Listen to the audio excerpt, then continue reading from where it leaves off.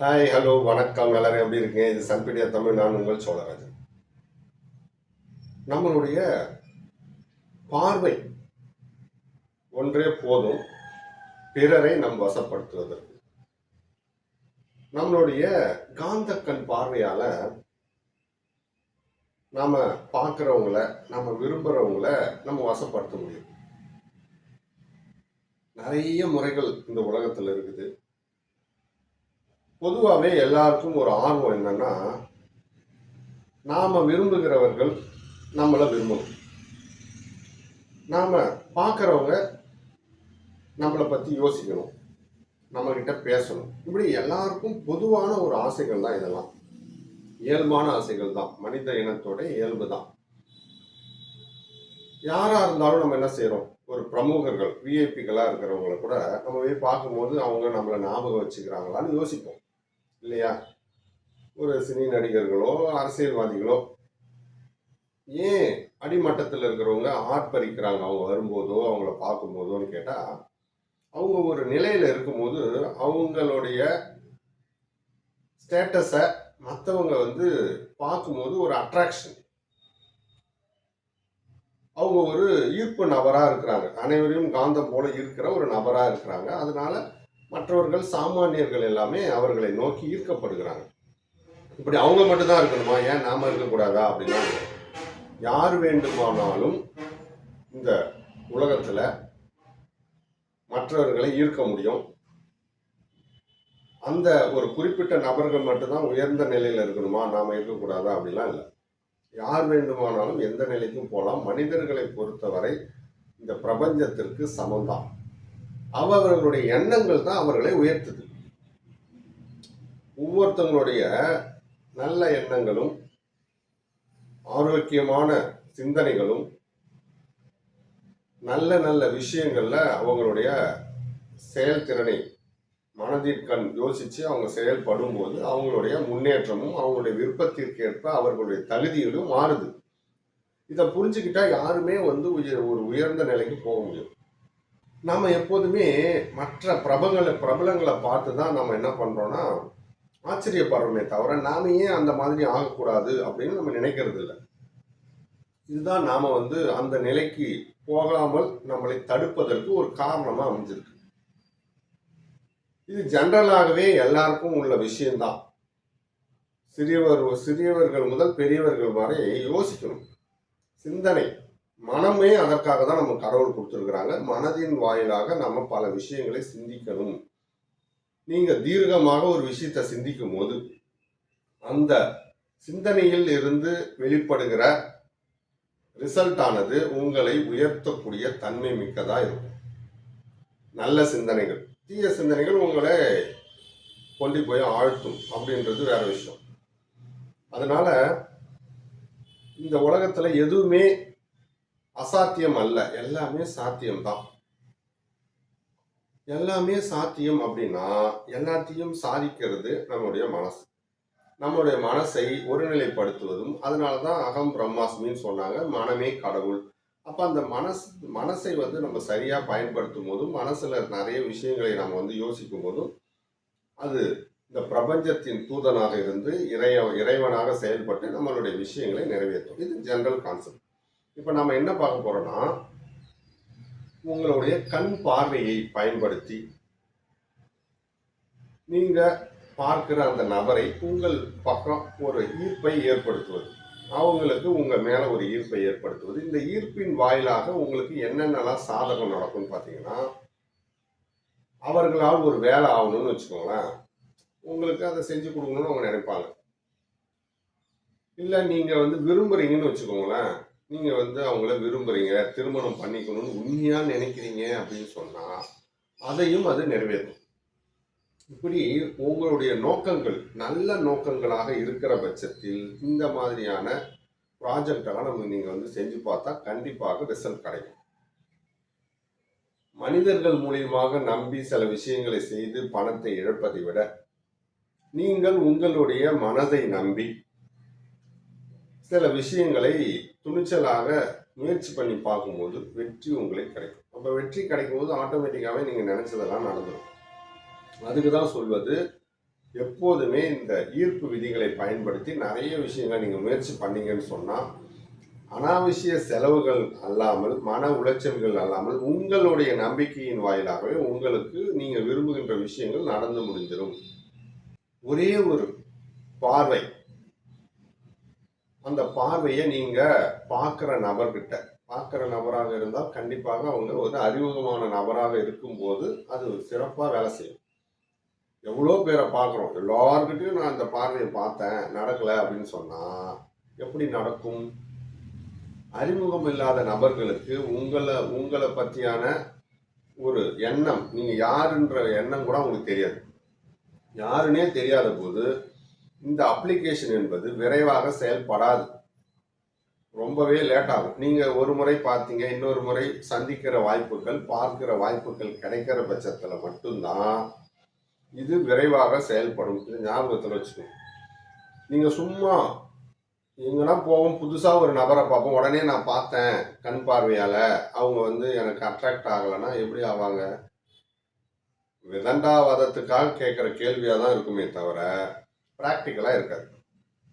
ஒரு நபரை மீண்டும் மீண்டும் நீங்கள் பார்க்கிற போது ஒரு 2-3 தடவை நீங்கள் அவங்கள தற்செயலாக பார்த்தால் கூட போதும், இந்த அட்ராக்ஷன் மெத்தட் வந்து விரைவாக செயல்படும். அதுக்காக ஒரு தடவை பார்த்தா நடக்காதுன்னெலாம் கிடையாது, நடக்கும். மீண்டும் மீண்டும் அந்த சந்திப்புகளை உருவாக்கும். ஃபர்ஸ்ட் உருவாக்கி அதுக்கப்புறமாக இது நடக்கும். ப்ராசஸ் ரொம்ப லேட்டாக நடக்கும், அவ்வளோதான். விரைவாக நடக்கணுன்றதுக்கு தான் நான் சொன்னேன். இப்போ வந்து உங்களுடைய கண் பார்வை மூலயமாக அவங்கள வந்து எப்படி அட்ராக்ஷன் பண்ணுவாங்க, அந்த ட்ரையாங்கிள் மெத்தட்னு சொல்லிட்டு ஒரு மெத்தட் இருக்குது. அதாவது முக்கோண ஒரு ஃபார்முலா. இது என்ன ஃபார்முலான்னு பார்த்தீங்கன்னா, பொதுவாகவே இதெல்லாம் ரொம்பவே நுணுக்கமான டெக்னிக் தான். இது எல்லாமே வந்து பார்த்தீங்கன்னா ஒரு பெருசாக மாந்திரிக வித்தையெல்லாம் கிடையாது. இதெல்லாம் வந்து டெக்னிக், ஒரு வித்தை. இந்த டெக்னிக் தெரிஞ்சால் போதும். இப்போ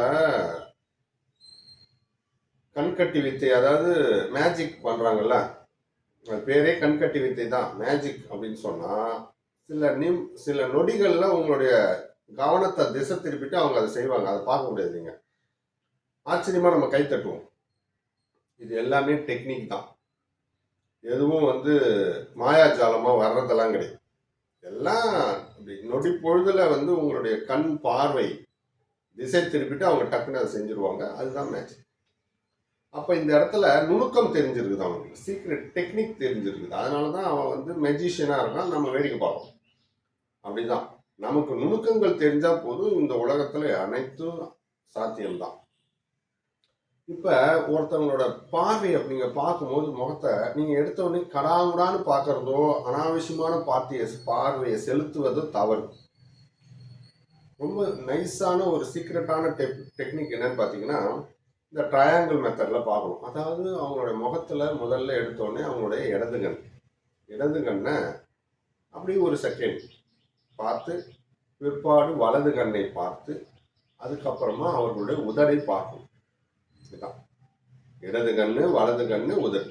இது மூணுத்தையும் அப்படியே ஒரு 2 செகண்டில் டக்குன்னு பார்த்து முடிச்சிடும். இப்படி அந்த ட்ரையாங்கிள் மெத்தடில் ஒரு 2 செகண்ட் பார்த்துட்டு நீங்கள் பொறுமையாக உங்களுடைய முகத்தை வேறு பக்கம் திருப்பணும். டக்குன்னு அல்ல, எதுவுமே வந்து வேகமே கிடையாதுங்க, ரொம்பவே நிதானமாக செய்யணும். ஆனால் அது வந்து நொடிகளில் செய்யணும். இதுதான் எங்கள் டெக்னிக். நொடிகளில் செய்யணும், அதை நிதானமாக செய்யணும். இப்படி இடது கண் வலது கண் உதட்டை பார்த்துட்டு அப்படி லைட்டாக ஒரு ஸ்மைல், ரொம்ப முக்கியம். லைட்டாக ஒரு ஸ்மைல் பண்ணிட்டு உங்களோட முகத்தை திருப்பிக்கணும். வேறு பக்கம் பார்த்துட்டு மீண்டும் திரும்பவும் அந்த இடது கண் வலது கண் உதடு இப்படி ஒரு 2-3 முறை இடைவெளி விட்டு செய்யும். பார்க்கிறது என்னமோ 2 செகண்ட் தான், அதற்கு இடைவெளி என்பது ஒரு 2 நிமிஷம் 3 நிமிஷமாவது கொடுக்கலாம். அதுக்கப்புறம் அது இதை வந்து யாராவது ஒரு குறிப்பிட்ட நபரை நீங்கள் அட்ராக்ட் பண்ணணும்னா அவங்கள நீங்கள் இப்படி பார்க்கலாம். அடிக்கடி ஒரு நபரை நீங்க வந்து சந்திக்க நேர்கிட்டது. ஆனா அவங்க வந்து யாருன்னே தெரியாது. ஆனா நீங்க அடிக்கடி அவங்கள பார்க்க வேண்டிய ஒரு சூழ்நிலை வருது. அவங்க மேல உங்களுக்கு ஒரு ஈர்ப்பு வருது அப்படின்னு சொன்னா, இத நீங்க முயற்சி பண்ணலாம். அடுத்தது இத முயற்சி பண்றதுக்கு முன்னாடி உங்க பார்வைக்கு ஒரு பவர நீங்க வந்து குடுக்கணும். அப்பதானே அந்த பார்வையோட சக்தி என்பது அவர்களை விரைவாக சென்றடையும். இதற்கு என்ன பண்ணணும்னு கேட்டீங்கன்னா, ஒரு அஃபர்மேஷன தினமும் பிராக்டிஸ் பண்ணணும். இதுதான் ரொம்ப முக்கியம். அந்த அஃபர்மேஷனை காலை எழுந்தவுடனும் இரவு தூங்குவதற்கு முன்னாடியும் நீங்க கண்ண மூடி மனசுக்குள்ளாரையோ அல்லது வாய் விட்டோ உங்களை ஒரு பார்வை காந்தமாக நினைத்து இந்த அஃபர்மேஷனை நீங்க ஒரு 21 முறை மனதார ரிப்பீட்டேஷன் பண்ணணும். அவ்வளவுதான். அது என்ன அஃபர்மேஷன் பார்த்தீங்கன்னா, என் கண் பார்வை காந்தம் போல அனைவரையும் ஈர்க்கிறது. என் கண் பார்வை காந்தம் போல அனைவரையும் ஈர்க்கிறது. என் கண் பார்வை காந்தம் போல அனைவரையும் ஈர்க்கிறது. என் கண் பார்வை காந்தம் போல அனைவரையும் ஈர்க்கிறது. அவ்வளவுதான். இப்படி ரொம்பவே எளிமையான இந்த ஒரு அஃபர்மேஷனை நீங்க 21 முறை ரிப்பீட்டேஷன் பண்ணணும். கண்ண மூடி உங்களுடைய முகத்தை நினைத்தே. அப்படி உங்களுடைய முகத்தை நினைக்க முடியலன்னா நீங்க கண்ணாடியை பார்த்து உங்களுடைய முகத்தை பார்த்து என் கண் பார்வை காந்தம் போல அனைவரையும் ஈர்க்கிறது அப்படின்னு சொல்லி இதை வந்து நீங்க அற்புதமாக ரிப்பீட்டேஷன் பண்ணலாம். இதை ரிப்பீட்டேஷன் பண்ண இதனுடைய இந்த வேர்ட்ஸோட வைப்ரேஷன் ஆனது உங்களுடைய கண்களில் காந்த சக்தியை அதிகரிக்கும். இப்படி அதிகரிக்க சாதாரணமாகவே உங்களுடைய காந்த பார்வை என்பது பிறரை உடனடியாக அட்ராக்ட் செய்யக்கூடிய ஆற்றலை பெறும். சிம்பிளா நீங்க வந்து சின்ன சின்ன விஷயங்களுக்கு ட்ரை பண்ணி பார்த்தாலே போதும். கண்டிப்பாக அதனுடைய ரிசல்ட் வந்து உங்களுக்கு தெரிய ஆரம்பிக்கும் போது இதை நீங்க பலவிதமான நல்ல விஷயங்களுக்கு மேற்கொண்டு பெரிய விஷயங்களுக்கு கூட செயல்படுத்தலாம். ஒவ்வொரு காரியத்தையும் ஒவ்வொரு செயலையும் பல நல்ல விஷயங்களுக்கும் நம்ம செய்ய முடியும், கெட்ட விஷயத்துக்கும் செய்ய முடியும். அதனால நாம நல்ல விஷயத்துக்கு செஞ்சு அதனுடைய நற்பலன்களை நாமும் பிறரும் பெறணும் அப்படின்ற நோக்கத்தோட தான் ஒவ்வொரு விஷயத்தையும் செய்யணும். அதனால உங்களுக்கு உண்மையிலேயே தேவை இருப்பின் நீங்க விரும்புகின்ற நபரை ஈர்க்கணும் அப்படின்னு நினைச்சா மட்டும் இதை பயன்படுத்துங்க. தவறான எண்ணங்களால இதை பயன்படுத்தி விபரீதமான பிரச்சனைகளை ஏற்படுத்தி கொள்ளாதீங்க அப்படி என்பது என்னோட அறிவுரை. கண்டிப்பாக தேவை இருக்கிறவர்கள் இதை முயற்சி பண்ணிப்பாங்க. இந்த பதிவு பிடிச்சிருந்தா மற்றவர்களுக்கும் ஷேர் பண்ணுங்க, லைக் பண்ணுங்க. மீண்டும் ஒரு நல்ல பதிவில் உங்களை சந்திக்கிறேன். நன்றி, வணக்கம்.